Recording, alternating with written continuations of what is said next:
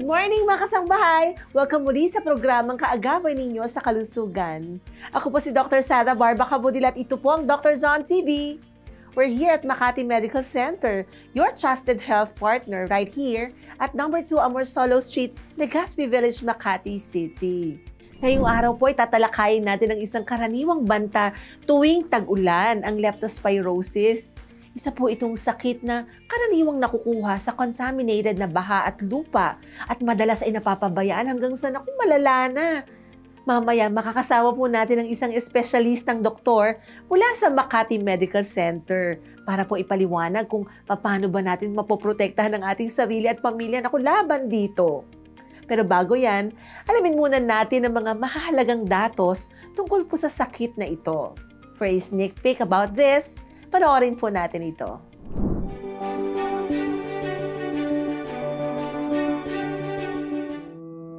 Sa isang bansang tulad ng Pilipinas na madalas bahain at laging tinatamaan ng bagyo, hindi na bago sa atin ang panganib ng leptospirosis. Isang sakit na karaniwang dala ng ihi ng daga at madalas nakukuha matapos lumusong sa kontaminadong tubig baha, lalo na kung may sugat sa paa o balat. Pero hindi dito nalilimitahan ang dahilan kung bakit nagkaka-leptospirosis ang isang tao. Ayon sa pag-aaral, taon-taon sa ating bansa, tinatayang 40 patients ang namamatay sa bawat 680 cases ng leptospirosis sa bansa. At simula noong 2020, mas lalo pa itong dumami. Noong 2020, 182 lang ang cases, pero pagdating ng 2021, lumobo ito sa 1,661 cases at pumalo sa 2,794 ang naitalang kaso nito pagsapit ng 2022. Sa unang bahagi ng 2023 pa lang, mahigit 810 cases ang naitala mula Enero hanggang Marso. Pinakamaraming kaso ang naitala sa mga lugar ng Western Visayas, 176 cases ng leptospirosis, Cagayan Valley, 103 cases, at sa Zamboanga Peninsula, 77. Ang mga lugar na ito ay kadalasang binabaha o may problema sa waste disposal. Sa mga probinsya, madalas na apektuhan ng mga magsasaka at manggagawang may contact sa hayop o tubig baha. Kaya naman ang leptospirosis ay hindi lang simpleng sakit. Ito'y isa ng seryosong public health concern. Ang patuloy na pagtaas ng bilang ng kaso nito ay nagpapakitang kailangan natin ng mas malawak na aksyon mula sa gobyerno at komunidad.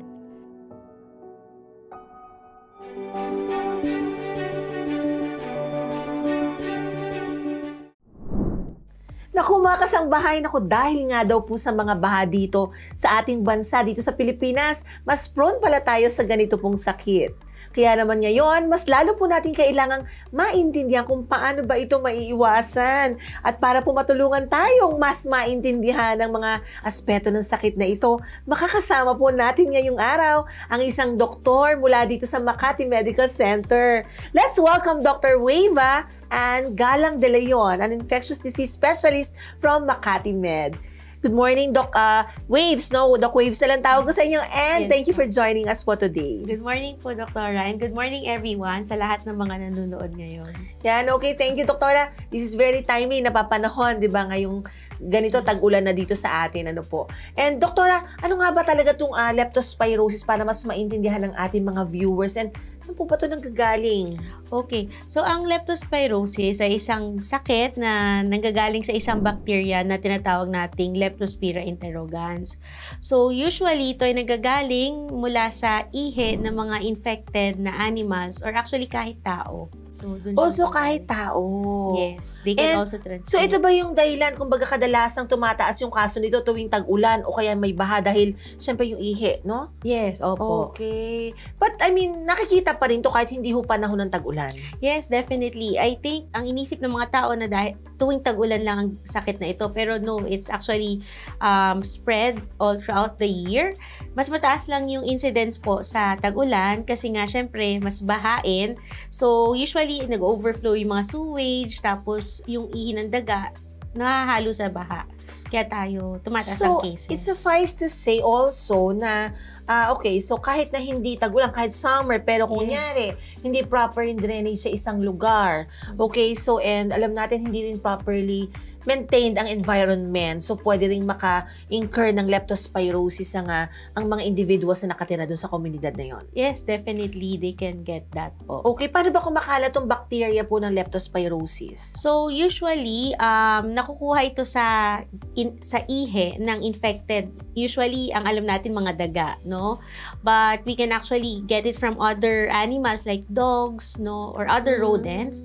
Even person or isang tao na may leptospirosis, yung ihi nila, they can pwede silang maglabas ng leptospirosis, and it can actually transmit to other people. You mentioned about transmit. Okay, you mentioned the word transmit. So, what is the mode of transmission ba, Doktor? So, usually it's direct contact from the infected urine, no? But sometimes may very rare cases na it can be from indirect contact, no? So for example, yung mga bagay na nadikit tayo pero nagkaroon na infection ng ihi nung person na may or animal na may leptospirosis, then definitely it can also be transmitted po. Pero I mean, Doktora, para lang mas maintindihan, so is it airborne? Is it pag may sugat ba? Na yung na-expose dun sa infected na urine? So the most common would still be direct contact from the infected urine. Okay. So, basically, lalo na talaga pagka kunyari meron tayong mga scratches o kaya, syempre dapat lagi tayong yung hygiene natin. Yes, opo. Pero, kasi diba dito sa atin, marami rin yung mga, i-call out natin yung mga, iba, nagkukwentuhan, nagiinuman. Tapos minsan, hindi na sila makauwi para magwiwi. Diba po nangyayari sa corner na lang, minsan sa garden ng may garden. Diba, I mean, it's really happening. Diba, nangyayari yun. So, basically, sana maging tayo, responsible po. Kasi paano kung lalo mga bata o lalo na matatanda, 'di ba? Hirap silang maglakad, hahawak sa bako, 'di ba? May mga flower boxes, 'di ba? Yes. So, kaya sana po talagang mag-practice tayo ng ating hygiene well, okay, 'di ba? Yan. So, eto Doktora, sino nga po ba yung mga mas vulnerable o kaya of high risk na magkaroon ng leptospirosis? So, syempre ang vulnerable sa mga ganitong sakit would be yung mga tao na nakatira sa bahaing lugar, no? Kasi especially if yung population is yung parang dikit-dikit yung mga bahay. Kasi usually if urban setting, no, madaming tao, madaming basura, so minsan yung hygiene, no, so pwedeng makontaminate yun ng mga daga. At the same time, other occupational exposures like yung mga taong constantly exposed sa tubig, for example, mga farmers or yung mga naglilinis ng ating sewage or animal handlers, they are also at risk for these kinds of infections. So, yung occupational hazard din meron, Meron din And po. then, okay, so how about yung immune system, Doktora? Kasi what if, kunyari, hindi naman talaga predisposed ang isang tao. However, syempre, hindi mo masabi, pagka, ngayon, tag-ulan naman, okay, so basically, marami nagkakaubo, sipon, bagsak ang kanilang resistensya. So, can we say na parang mas talagang mataas ang risk for everyone then? Yes, opo. In general naman, sa lahat ng sakit, so yung mga mababang immune system, definitely they are at a higher risk of getting not just leptospirosis, any other illness. Infection. Yeah, okay. And usually po, to sa mga pasyente ng leptospirosis, ano yung unang senyales o kaya unang sintomas na nararamdaman ng taong may leptospirosis? Okay. So, usually, ang pinakauna syempre would be fever, no? So, aside from fever, yung mga usual na parang trangkaso, like body pains, especially yung masakit ang likod tsaka yung binte, yun yung very specific sa leptospirosis. Pwede rin sila magkaroon ng headaches, upper respiratory symptoms. So, it's very non-specific. Yun nga, Doktora, good that you mentioned about its non-specificity. Yes. However, paano malalaman ng isang tao if it's just an ordinary na trangkaso yung meron siya? Yes. And then versus na may leptospirosis na pala siya. So, ang pinaka-important, aside from these symptoms, would be the exposure, no? So, if alam mo na na-expose ka sa tubig baha. Paano nga, Doktora, sabi nyo kanina po, di ba, hindi lang sa tubig baha. Basically, pwedeng maging clueless din ba ang isang individual? Well, pwede rin po. I have patients na parang nung kinakausap ko na sila, dun lang nila nare-recall na na-expose sila. So, definitely, we should think about exposure. Plus the symptoms. No? So, exposure plus the symptoms. So, may fever, yun, bente na masakit. Minsan, yung mga tao may leptospirosis naninilaw. Kasi minsan may effect po siya sa liver. And then, minsan yun nga, nag-acute renal failure or minsan may mga pagdurugo, namumula ang mata. So, usually, yun po yung okay. So, study. ito yung mga ibang mga senyales na Yes. hindi regular or ordinary na trangkaso Trangkaso, na. oo. Okay, Mas so, specific. pero doktora, kunyari, ito na nga, may nararamdaman na ano ba yung dapat unang hakbang po para, na dapat nila gawin para bago pa man to lumala. Okay. So, definitely, kailangan nilang pumunta sa ospital to be assessed by a doctor. Kasi, syempre, may mga test na kailangan gawin to, like, confirm the diagnosis. At the same time, since nasabi ko nga na minsan may effect siya sa atay, sa bato, no? So, may mga test din to check for the function of their livers, kidneys, and the lungs. I see, okay. So, doktora, pagka pumunta sa inyo, usually mga patient, in your practice, doktora, yung mga nakita nyo ng mga leptospirosis cases, okay? Yes. So, usually sa outpatient ba yan or kalimitan sa ER na? Kalamitan actually ER kasi usually ang unang sometimes kasi syempre mga tayo pag nilalagnat as much as possible sa bahay, 'di ba? Pero yung usual na nakikita kong patients na is sa ER kasi minsan naninilaw na sila or parang yun nga tumataas na yung creatinine. So, doktora, sige nga, kapag ganong nila, naninilaw na, paano ba yan? Kunyari, mayroong isang na-expose sa baha. And then, bago siya, mag-develop ng ibang mga senyales, di ba may tinatawag tayong incubation period? Yes. How long does it take before parang maging manifested na po yung leptospirosis infection sa pasyente? Okay. So, actually, medyo nagva-vary yung incubation period, no? So, ang incubation period ng leptospirosis is actually between 2 days to 14 days. No, kaya sometimes the patient would forget na nag-wade pala ako sa baha 2 weeks ago. Tapos biglang nagka-symptoms. So, i-recall na lang. Oo, parang nare-recall na lang po.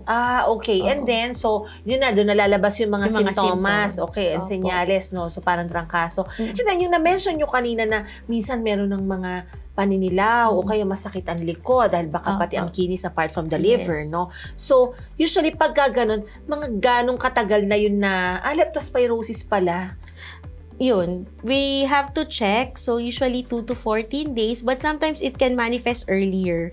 Yun nga, like So, less than a week. So, ibig sabihin, pwedeng yung simpleng trangkaso ng mga presentation po, ay pwedeng kasabay na rin yung paninilaw. Yes, that's why it's usually pag rainy season, well, kasi mas mataas yung cases, but usually pag may mga ganong symptoms, dapat mataas din ang index of suspicion ng doctor na nakakakita. Oh, okay. So, kaya ang pinaka-importante talaga dito, hindi nagsi-self-medicate, Yes, definitely. Oo. Opo. Pag may lagnat po, siguro, check. Kasi ang lagnat, hindi po yan ang sakit. Senyales lang yan na may sakit. So, ngayon, kailangan po maimbestigahan yan ng mga doktor. Yes, So, wag opo. po tayong mag-rely. Kasi di ba ang dami, makikita natin, syempre, naintindihan natin yung mga nagpo-post, masama ang loob na napabayaan sa ospital or what. Pero, like, we have to accept the fact na nangyayari din po kasi talaga na nasa late stage na po pag nadala. Pag nakita, yes. Opo. So, in fact, yung mga health workers po, talaga nag-aalala kami pagka ang stage po ng sakit ay medyo mas malala. O kaya kahit simpleng pagdudumi, pagtatahiin, no? Sintabi po sa nag-aalmusal, mga kasambahay. So, yun. So, talagang, yun po, dito po sa Doctors on TV, lagi po namin pinapaalala sa inyong importance po, ang kahalagahan ng early diagnosis po para maiwasan natin yung mga komplikasyon that may arise. Kasi po, at least, pag early on na manage din, di ba? Yes, opo. Okay, so speaking of diagnosis, doktora, what are the diagnostic measures usually that we go for para ma-confirm na leptospirosis nga? Okay. So, usually, we do the tinatawag nating leptomat. So, nakikita yung antibodies ng katawan. Kung nag-positive yun, usually it will tell us that you've been exposed to leptospirosis. Saan to? Dugo ba to, doktora? Sa dugo. Dugo, Pwedeng okay. ihe, pwede Ihe sa dugo. pwede din. Opo. Okay. Well, yung pinaka-specific is yung PCR test. Pag nakita po, yun positive talaga siya. Or pag nakita natin yung mismong bacteria no? May specific na form kasi yung bacteria pag mina-microscope. And then, aside from these, yun nga, ang mga supporting na tinatawag na blood test would be pag tumataas ang creatinine or tumataas po yung mga liver enzymes, no? Kasi ibig sabihin may affectation sa atay, no? Sometimes, some patients, especially sa mga severe cases na nagkakaroon ng pagdurugo sa lungs.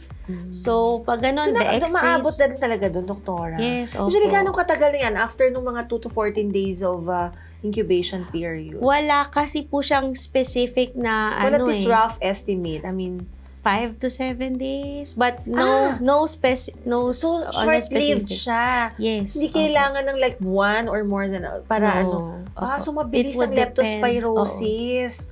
Okay, so yun kaya kailangan bantayan natin kung saan tayo na-expose para tulungan natin po yung mga doktor no na mabigyan ng how do I say that, ng clue or ng hint na may gantong history para at least diretso na po mapakuha. Hindi magiging magastos, di ba?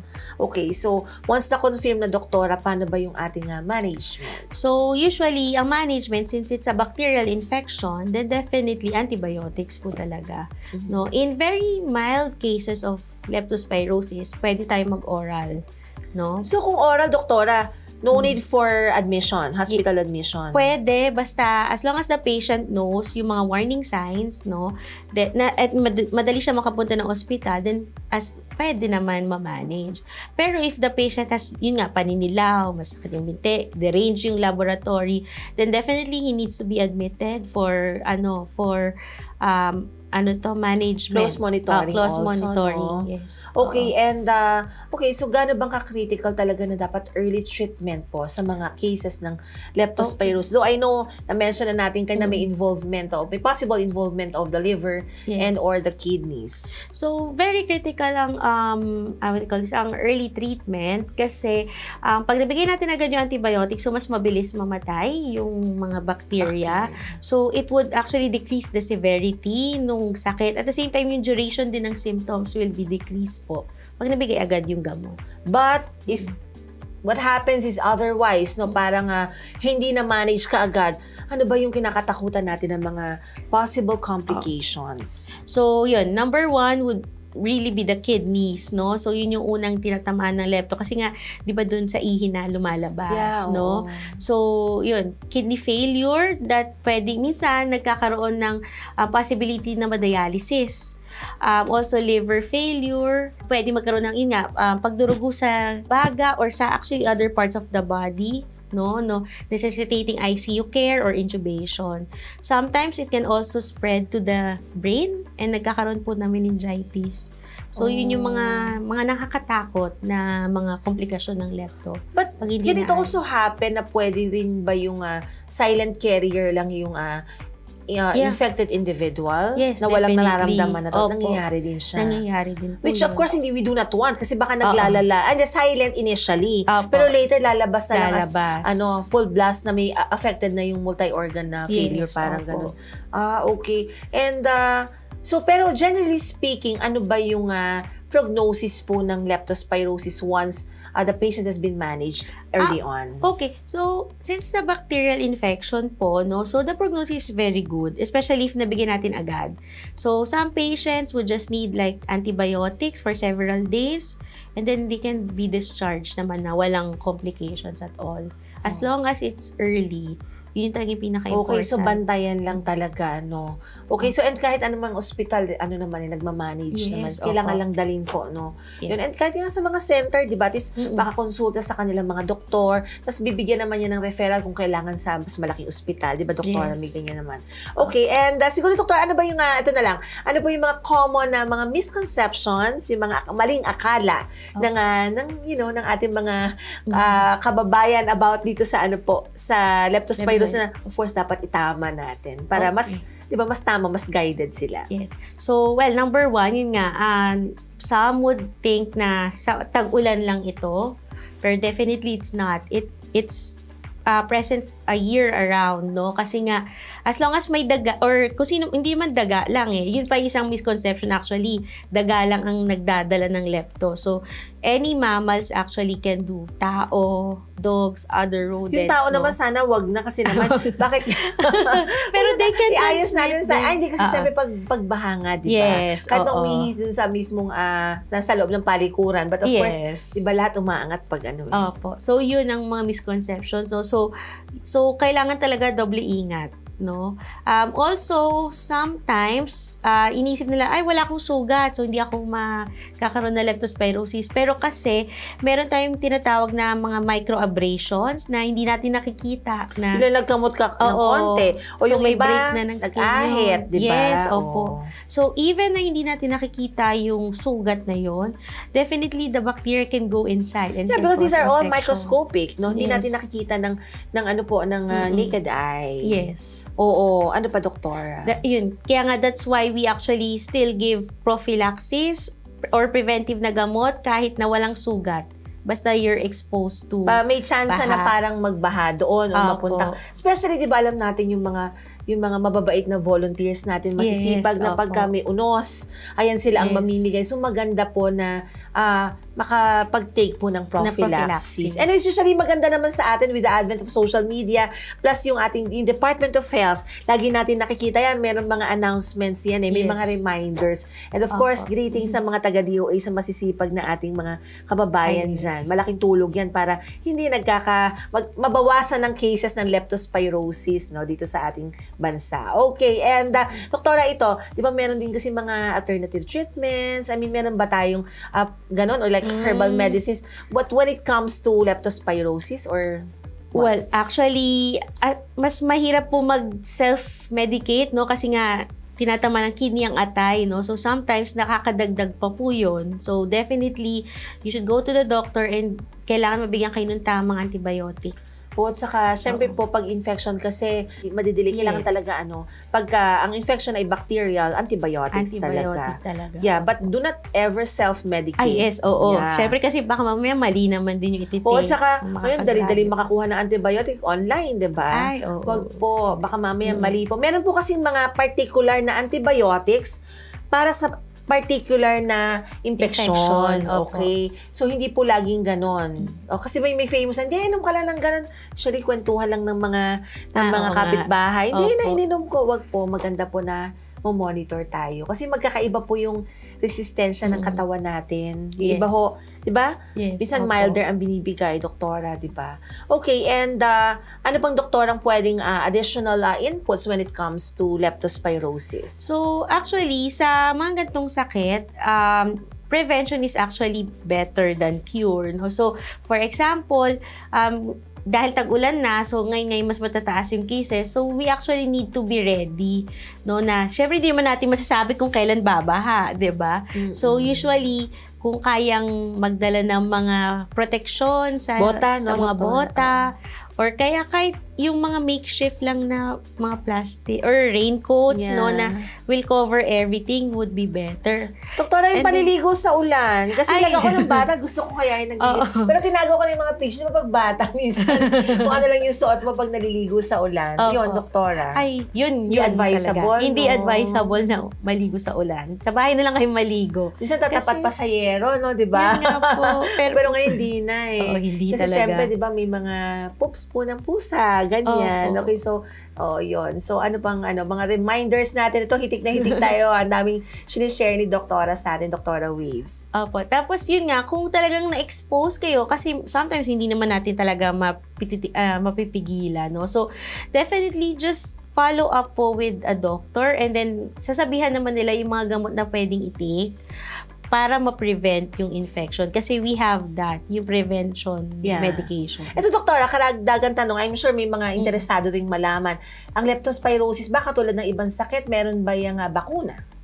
Sa tao, wala. Sa tao, wala. As of now, wala. Pero I think sa mga animals ata meron. I'm not sure, honestly, about the animals. Kasi of course, you deal with humans. Yes. But definitely, sa tao, wala po. Wala. Okay. And what if nagkaroon na ng leptospirosis? Say, for example, 2 years ago or last year or previous months, pwede pa rin bang magkaroon ulit ng leptospirosis? Yes, oo, definitely. So wala yung katulad ng parang antibody formation sa mga ibang sakit. Hindi po. So ingat-ingat po, tuloy-tuloy ang pag-iingat natin. Yes, opo. Kasi it's a bacterial infection, no? So talagang pag ganun, kung expose ka ulit, then definitely pwede pa rin magkaroon ng infection. It just means mahilig lumusong sa baha. Ay. Okay, and Doktora, baka meron kayong final message para sa ating mga viewers po. Ayan, mga practical tips para makaiwas sa leptospirosis, lalo na po dun sa mga, yung mga lugar na prone talaga dahil lagi pong binabaha. Yeah. So, ngayon na tag-ulan, definitely we need to be more cautious, no? So, kasi everywhere naman we have risk, especially sa Manila kasi 'di ba palagi nagbabaha sa atin. So, kailangan lang palagi tayong ready kung kaya ngang magdala ng mga protection, yung like yung clothing, no? And kung talagang na-expose or hindi talaga natin maiwasang ma-expose, then definitely you need to go to your doctor para mabigyan kayo ng preventive medications.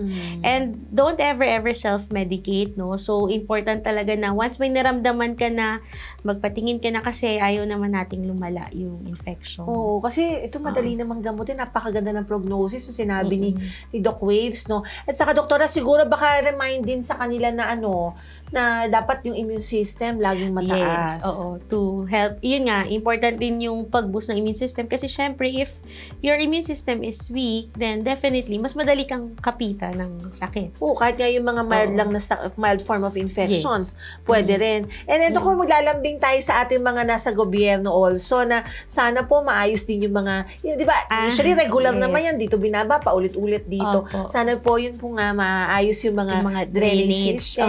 Oo, yan. Kasi, yan it creates like a domino effect One thing leads to another, di ba? So, yun, para natin, maiwasan ang pagkakaroon din ng O kasi, kamusta ba ang mortality rate ng leptospirosis, doktora? Kung severe kasi, then definitely the mortality is very high. Though I don't have the figures, no? Pero kung talagang nakuha natin yan agad, 100% pwede siyang mag-recover without any prognosis. Kasi like what you mentioned a while ago, napakaganda ng prognosis, na ba? Once diagnosed early, early on. But ito lang curious ako, doktora, kasi since we are here in Makati Medical Center, no, alam natin, dito naman we cater different people from different walks of life. But of course, siyempre, medyo mas mataas ang rates dito ng yung mga patients na nasa mas maayos na sitwasyon. Hindi ba? Mataas din ba ang cases ng mga nakikita niyo na leptospirosis? Now, walang cases as of now, no? We're glad to know. The past years, siguro, nung nag-train din ako, siguro ang nakikita ko 2 to 3 cases. So, hindi ganun kadami. Not as compared as high siguro sa ibang Like ako, pinag-anuhan ko dati, pinag-trainingan ko. Many years ago, wag mo nang tanangan, doktora.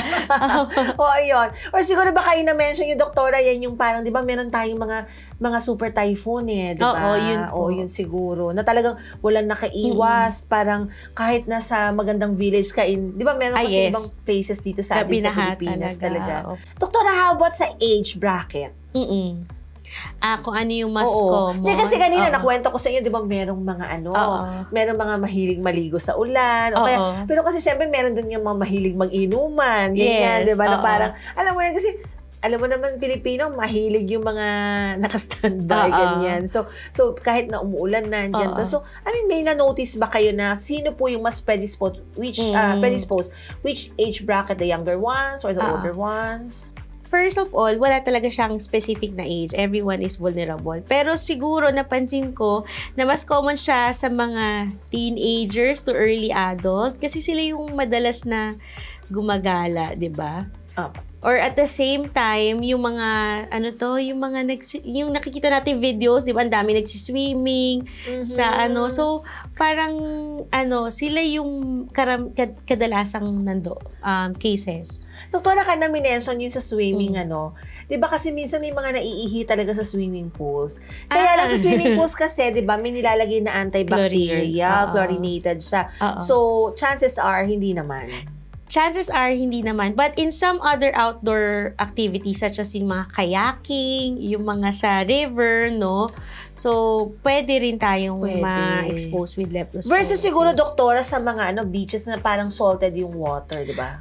Yes, oo. Pero usually, pag yung outdoor, yung mga, yung mga outdoor activities like hiking, ganyan, we can still be exposed to leptospirosis. Sige, ganito Basta na lang, any mga water, kasambahay, dapat alamin nyo, syempre, of course, na ito, alam nyo na yung risk of having leptospirosis. Just go visit your doctor and have at least a prophylactic antibiotic taken. Kasi pag prophylaxis, hindi naman yun full course, di ba, doctor? Usually, pag prophylaxis, how long does it take lang? Or single inom lang ba yan, doctor? So, usually po, ang prophylaxis, so kung may specific yan, no? So, pag yung lumusong ng baha ng isang beses, tas wala namang sugat, actually, it's one dose only, no? Pero you should take it within 48 hours of exposure.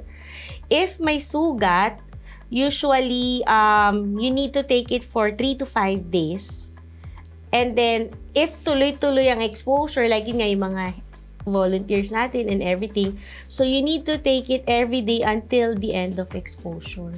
Oh, So, it would vary kasi. Basta siguro kailangan na lang talaga have a medical visit and then Yes. so you can be guided accordingly and properly. Okay, so yun. Maraming salamat po, Doc Wave, sa inyong mga paalala, no po, at pagpapaliwanag. Napakahalaga po ng ating mga natutunan ngayon kasi, di ba, makasangbahay. And yung mga kasangbahay, tuwing tag-ulan ako at pagbaha, dapat po ay lagi tayong may alam. Ano nga ba yung mga dapat gawin? Lalo na po, tayo po ay talagang lulusong. Mainam na rin na nakakasiguro tayo sa ating kaligtasan sa kalusugan. Okay? So, Doc Waves, baka po may gusto kayong batiin or you might want to invite our viewers to visit you here at Makati Medical Center. Okay. So, I just want to greet my family, no? And then, so if you have infectious disease consultation na or if you need consultation so infectious disease, you can find me here in Makati Medical Center at room 362A. So, my clinic is TTHF 2 to 5 p.m. Okay, there you have it, Doktora. Kahit baby pa, kita ko very young ka pero magaling ka, Doktora. And of course, binabati natin mommy and daddy ni Doc Waves. Yes, Ayan. And may siblings ka, Doktora? May kapatid po ako tsaka husband. Okay, so married ka na. Okay, hello po sa inyo. Salamat sa pagpapahiram kay Doc Waves. And okay, thank you again, Doktora. And syempre, for more information po about Makati Med Services, please visit their website at www.makatimed.net.ph. And you can also conveniently book an appointment online or reach their 24/7 hotline at 02-8888-8999. 58 po yan, 39. Stay connected to world-class healthcare anytime. Ayan, so maraming pong salamat muli, Dr. Wava Ann Galang de Leon, isang infectious disease specialist mula po sa Makati Medical Center. Mga kasambahay, may karugtong pa ang ating programa. Up next, alamin natin kung paano makatulong ang mga natural na inhalers gaya po ng eucalyptus and peppermint sa ating paghinga. Kaya don't go away, magbabalik po ang Dr. Zon TV.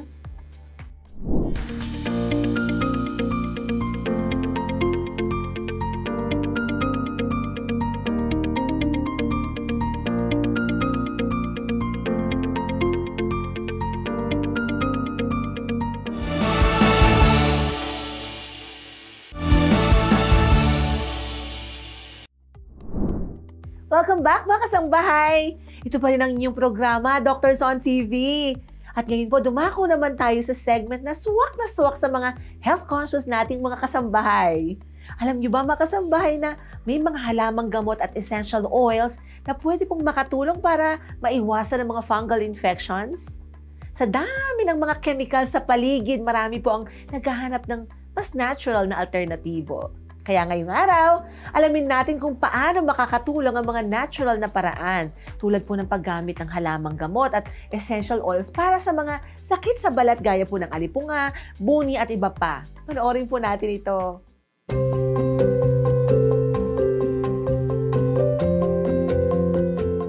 Good morning mga kasambahay! Nako, ngayong araw na to, pag-uusapan natin ang mga common skin diseases na malimit nangyayari sa ating mga Pilipino na hindi natin minsan iniintindi or minsan pabalik-balik. Ito yung kung kayo po ay nakakaranas ng mga katikate sa inyong mga paa, yung mga tinatawag nating athlete's foot or alipunga. Kasi nga galing tayo ngayon ay sa init, tapos ngayon nagbabaha na uli. And then kung may mga ringworm, may mga itchjack, or may mga candidiasis tayo, yung mga babae po, yan ang problema, na talaga namang pinahihirapan ng kanyang mga katikate. Meron po tayong mga home remedies at mga tips na dapat ay susundin natin para hindi po siya paulit-ulit or kung hindi naman, ma-prevent po natin. Siyempre, sa kusina lang natin, marami tayong makikita na pwede natin gamitin. Yung versatile na coconut oil, kung wala naman po kayong virgin coconut oil, yung simpleng coconut oil, pwede nyo pong gamitin. Importante, iinitin nyo lang yung lana na tinatawag sa atin sa probinsya at yun po ang pwede nyo apply sa umaga at sa gabi pagkatapos nyo pong maligo. So, importante po na nasasala ninyo kasi minsan may mga impurities. So, yun po ang pwede natin gamitin sapagkat yung coconut oil ay meron siyang antimicrobial properties na perfect para sa mga fungal infection. Sa mga healthy stores o di kaya meron po mga herbal stores or even yung pong ating mga drugstore, meron po sila mga tea tree oil. Kung meron po kayong mga nakikitang ganyan or kung hindi naman, yung mga tea tree na mga ginagamit na pang tsaa, pwede nyo po yung ibabad sa isang coconut oil. Pwede nyo pong initin ng mga 3 to 10 minutes. Infuse nyo lang po yung bag ng tea tree. Meron na kayong tea tree oil. At kung kayo naman po ay pwede nyo at marami kayong tanim ng mga oregano, yes, meron po kayong pwedeng gawin sa oregano. Pwede po yung dikdikin ng fresh or pwede nyo na po yung i-dry at pwede nyo rin i-infuse para meron po kayong oregano oil. So, ganun din po, i-apply na umaga at sa gabi para po ma-prevent yung ating mga problema sa mga fungal infection. At sa gabi, pwede rin naman po kayo magkaroon ng foot soak kung kayo po ay may mga athlete foot, problema sa mga paa na dumadami. Yung pong foot soak, magbalaga lang po kayo ng tubig, yung maligamgam na tubig, pwede nyo pong lagyan ng 5 kutsara na asin, yung rock salt. Kung wala naman po, pwedeng baking soda o kung hindi naman, alum or yung tawas. Importante, hindi lamang po yung ginagamit natin mga essential oils para sa sakit, importante rin po yung personal hygiene. Yung paliligo araw-araw, gamit po yung mga hypoallergenic na mga sabon, at saka po yung mga shampoos, dapat nagagawa po natin yung umaga-gabi. Or yung gumagamit ng mga bato na kanilang panghilod, kailangan po yan ay na inyo na i-sterilize bago po gamitin kasi pwede pong panggalingan ng mga problema ng mga fungal diseases. At kung kayo naman po ay meron namang allergens na alam ninyo na pag kumain kayo, so magkaroon lang kayo ng mga notebook kasi kailangan po tayo magkaroon ng food elimination kasi natitrigger din po yan. Pero kung pabalik-balik pa rin po, importante, babalik po kayo sa inyong mga derma or mga dermatologists or mga skincare specialists para mabigyan po kayo ng tama at combinations ng mga treatments na gagawin sa inyong problema. So, kailangan lang po hygiene, perfect sa ating mga kasambahay para po maiwasan ang pagkakaroon ng mga fungal diseases kagaya ng ating nabanggit. Sana po mga kasambahay ay may natutunan kayo sa pinag-uusapan natin ngayong umaga nito. At for more natural tips, stay tuned because natural is beautiful only here at Naturally Yours.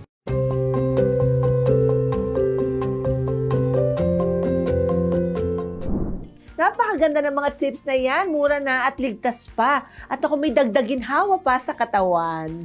Tandaan lang po kapag matagal na ang sintomas o lumalala ang kondisyon, kung huwag mag-atubiling kumonsulta na sa inyong mga doktor. Kanina po ay tinalakay natin kung ano nga ba ang leptospirosis, pati na rin po yung mga natural ways to prevent and treat common fungal infections na katatapos lang natin pag-usapan po sa Naturally Yours. Ngayon naman, time for our special shoutouts! Dr. Zon TV would like to thank George Optical. Please visit their clinic at lower ground floor of Mega Mall Building A, Doña Julia Vargas Avenue, Ortigas, and they're open every Saturdays from 10 a.m. to 7 p.m. For booking of appointments, you may text or call 0917-620-7591. Also, we would like to thank Soc Surgeon General Hospital. For inquiries, you may visit their website at sgh.doh.gov.ph. Doctors on TV would also like to thank River Valley Eye Center and Specialty Clinics Incorporated. You may visit their website at rivervalleyecsc.com for inquiries. Also, we'd like to thank Capital Medical Center Incorporated, located at Quezon Avenue, corner Scout Magbanua Street, Barangay Paligsahan, Quezon City. Or you may contact their trunk line numbers at 02-837-23825 or 02-5318-5100, or their mobile numbers 0919-069-1890 or 0919-069-1891. At para po laging updated sa mga health trends, don't forget to like and follow us on Facebook at www.facebook.com/DoctorsOnTV and hit that subscribe button on YouTube at www.youtube.com/@UNTV News and Rescue. Nako, para po lagi kayong una sa health info. At kung meron po kayong mga na-miss na mga episodes, don't worry, binge watch anytime on our social media pages. And of course, share the health, share the knowledge. Itag niyo po ang inyong family and friends dahil ang kalusugan po, mas masayang pinag-uusapan ng sama-sama. At syempre, bago po tayo magtapos, I'd also like to take a moment to greet Kuya Daniel Razon. Maraming pong salamat sa inyong walang sawang dedikasyon sa tunay na public service. At syempre po, a huge thank you din to BNBI's General Manager, Mr. J. Eusebio. May you be both blessed with good health and continued success. And binabati din po natin si VP Nolly, VP Bong, VP Joseph, VP Jerry, VP Ruth, ang Doctors on TV production team, Public Service Department, at ang KDR Group of Companies. And binabati ko rin of course ang aking kambal. Hi, Iyo and Iya. Hi, EJ, and hi kay Dr. Alain. Siyempre sa mga pasyente po natin at mga kaibigan ng Barba Cabodil Health and Wellness Center. Hello din sa mga taga-Delicates Food Corporation headed by Mr. and Mrs. Jonathan Mooney. And kay Tita Letty Duarte and kay Deng. And of course, thank you very much to Fatima Eye Center. Hi kay Dr. Vic Santos and Nanay and Tatay. I love and miss you both so much. Happy birthday, Iyo and Iya. And also, don't forget to like and follow my Facebook page. Just type Dr. Sara Barba Cabodil in the search box. Mga kasambahay, we just conclude po another episode na puno ng health tips and expert advice. Maraming salamat po sa walang sawang suporta. Naku, kayo po ang life force ng show na ito. Remember, taking care of your health doesn't have to be complicated because small, smart choices today can lead to stronger, healthier you. At para po sa ating mga kasambahay na kasalukuyan pong dumadaan sa health challenges, huwag po kayong panghinaan ng loob. We are with you in prayer, hoping for strength, healing, and better days ahead. Kaya naman stay strong, stay informed, and stay healthy. Remember, early detection saves lives. Kaya make your health a priority. Kita-kits mo ulit next episode, mga kasambahay. Muli po, magandang umaga at maraming salamat sa inyong lahat. Ito po si Dr. Sara Barba Cabodil. Let's make it a habit to learn about good health. Only here at Doctors on TV. Doctors on TV would like to thank Makati Medical Center, a hospital with a stronger heart. Located at Amorsolo Street, Legazpi Village, Makati City. You may contact them at 632-8888-8999. Like and follow their Facebook page at Aya Makati Med, or you can visit their website at www.makatimed.net.ph. Adlaon Optical, located at ground floor, Super 8 Warehouse, Poblacion, Baliwag, Bulacan, 0922-878-5911. And second floor Aliw Complex, MacArthur Highway, Calvario, Meycauayan City, Bulacan, 0922-861-2095. Lindesont Gas Corporation, located at 179 National Road, Landayan, San Pedro, Laguna, 4023. For inquiries, you may contact them at 02-8824-0867, 02-824-9360, or you can email them at lgcsalesco@gmail.com. Pro Biomed Care Incorporated, PB Med Doctors Clinic, located at Parañaque City, Ruiz Building, 365 El Grande Avenue, BF Homes, Parañaque City. You may contact them at 0943-0533-040 or 0917-8967-955.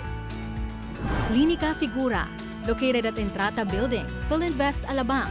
You may contact them at 0917-317-7272. Barba Cabudil Health and Wellness Center, located at Unit 1531, Centuria Medical Makati, Century City, Makati.